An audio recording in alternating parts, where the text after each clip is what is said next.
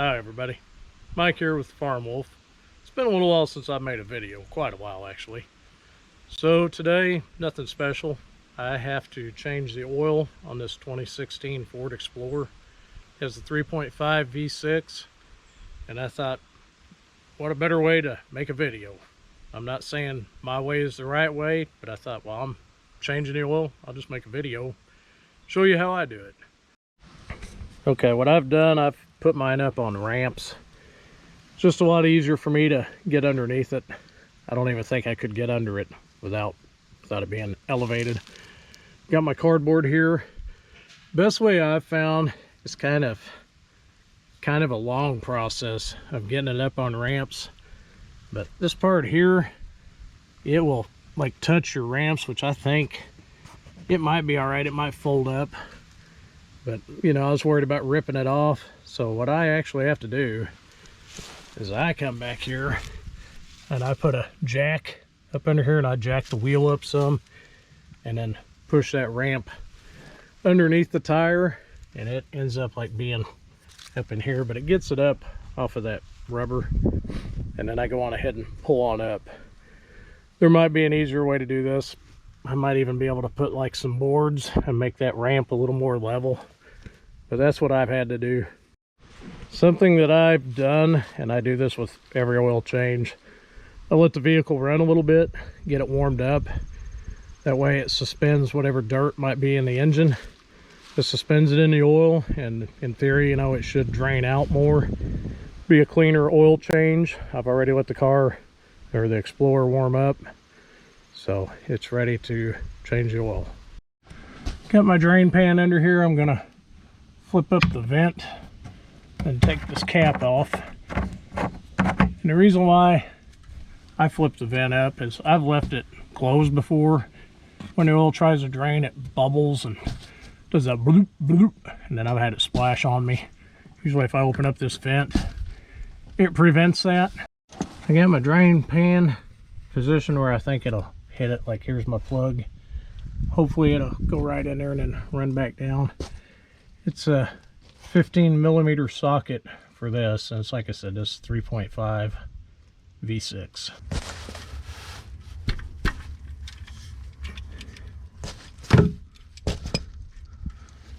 I'm trying to do this and get it where you can see it at the same time, so hopefully I don't get oil everywhere.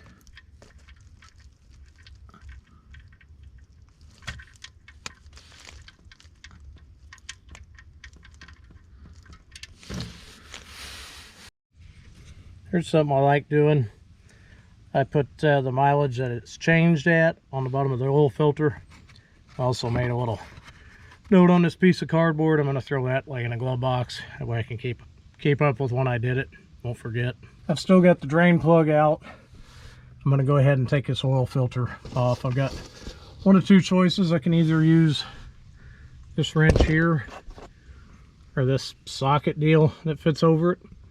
I've not had real good luck with this one. It's aluminum and it tries to slip off, but I think it would be easier to get that little socket deal up on here, so I'm going to try that and we'll see if it works or not. If not, I'll go to the wrench. Now this filter, it's got a square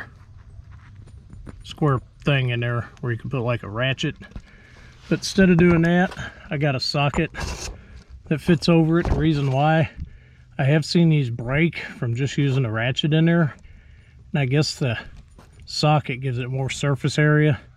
It's less likely to break, so that's why I'm going to do it that way.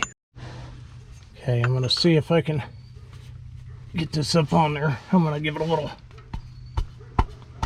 tap. Okay, I moved my drain pan right underneath it, so hopefully when I break it loose, if oil comes off, it'll just go in the pan, which I'm having a little bit of trouble. I'm trying to do this one-handed. It might not work. I might have to use that wrench. I think I'm going to have to shut the camera off, push up on it with my left hand, and break it loose with my right. I'll come back when I got it broke loose. All right, I got it to break loose, so I'm going to try to do this with one hand. Hopefully I won't get oil everywhere. We'll see.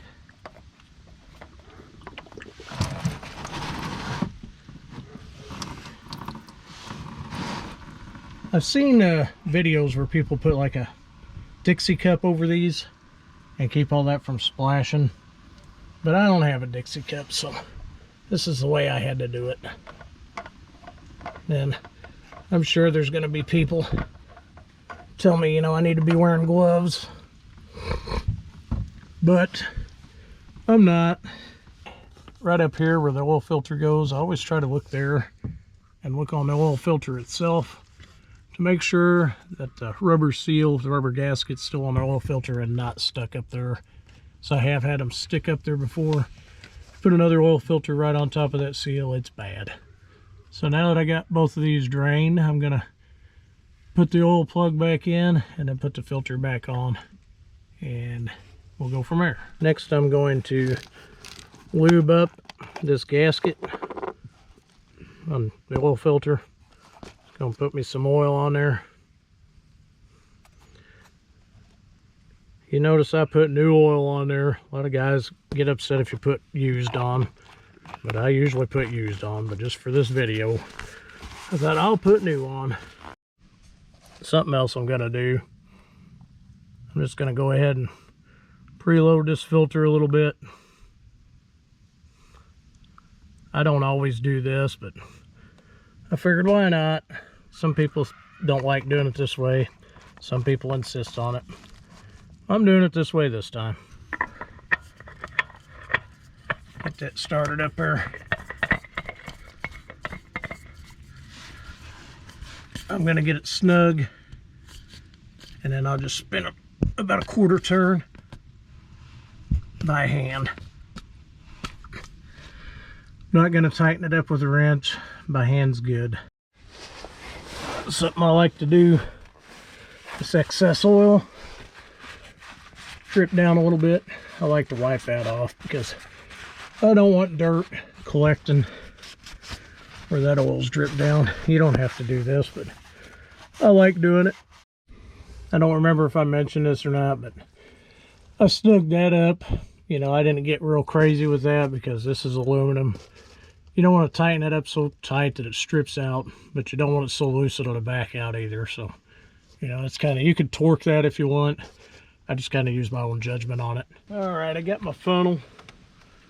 I'm going to go ahead and put the oil in. I couldn't find my big funnel that I needed, so I got to use this small one. I'm just going to take it slow. My application here calls for 6 gallons. That'd be a lot. Calls for 6 quarts of oil. So I got a gallon and a quarter right here, and then I got a quart. So that's what I'll be putting in it. I found with these, you know, I used to pour them not sideways like this, but pour them up and down like this, and which I can't do it, but if I do, I'll have a mess. But I used to pour them where they'd be like vertical, and man, they bloop, bloop, bloop, and they get oil everywhere. So this is a nice little thing to remember. Pour it sideways, really won't have that mess. I've got the small funnel, so I'm having to take my time because I could not find my big funnel. I think I've already mentioned that. What I was talking about earlier is if you got it up and down like this, this one, what's up, bloop, bloop, makes a heck of a mess. So I found pouring it sideways seems to work better. Okay, I got my 5 quarts in there. I'll put this 6 quart in. I do this one on the side too. You can also put it in where the spout is up top here, and it usually won't make a mess. But you know, you do it however you want. I'm just showing you how I do it. Get my little funnel out of here. Put the cap back on. And I'll start it up, and I'll look underneath it, make sure there's no leaks.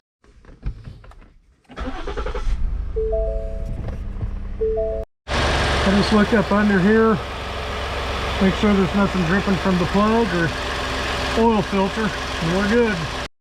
Okay, I hit this once already. That's my push to start. So hood's ajar. I hit OK here on the left side of the steering wheel. I'm gonna hit OK again. I got a tire pressure fault here.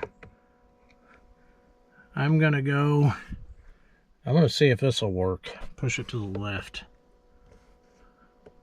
I'm gonna scroll down, settings.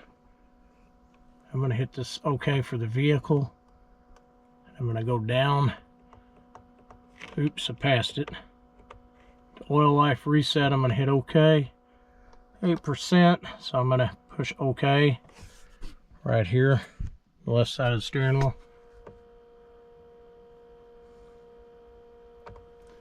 Okay, that's got my oil life reset. So I should be good to go on everything. My next step is, I'm gonna back this down the ramp a little ways, jack it up, pull them ramps out, and then drive on or set the car down. I'm not gonna bore you with that. That's pretty self-explanatory.